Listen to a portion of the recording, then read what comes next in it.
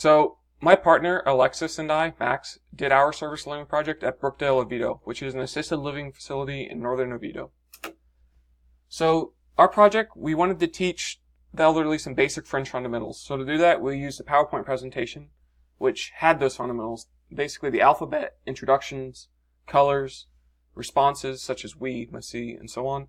And after that PowerPoint, we handed out a worksheet so the elderly could not only test their knowledge, but we could also answer any questions that they had and make sure that they actually learned something during our presentation.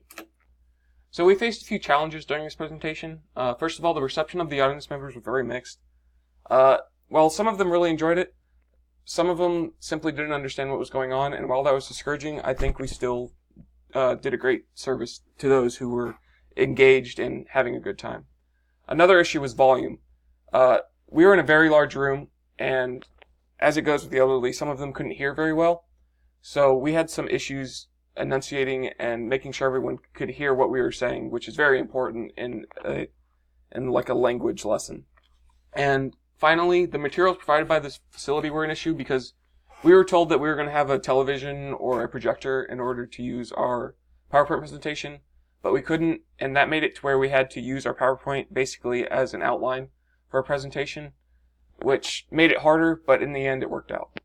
What we learned, the elderly is a much different experience than teaching children. Both Alexis and I have taught children in the past, and the elderly are a little less receptive, but in the end, they enjoy learning just as much as everyone else.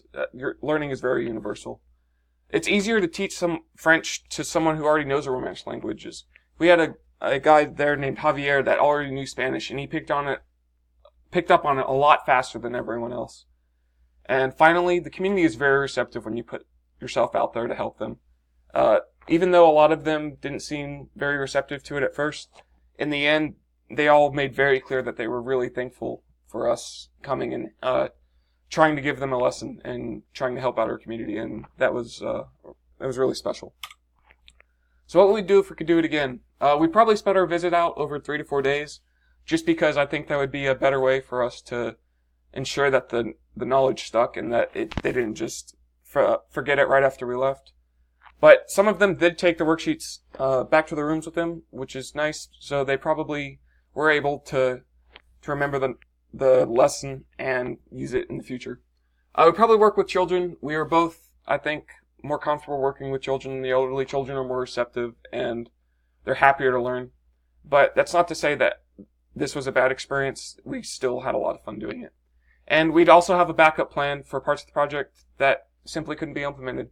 The PowerPoint not being able to be used was a kink in our plan, but you know what? It was okay in the end, but we should have had a backup plan, and if we were to do it again, we definitely would. So yeah, that was our presentation. We had a great time, and we felt like we learned a lot. Thank you.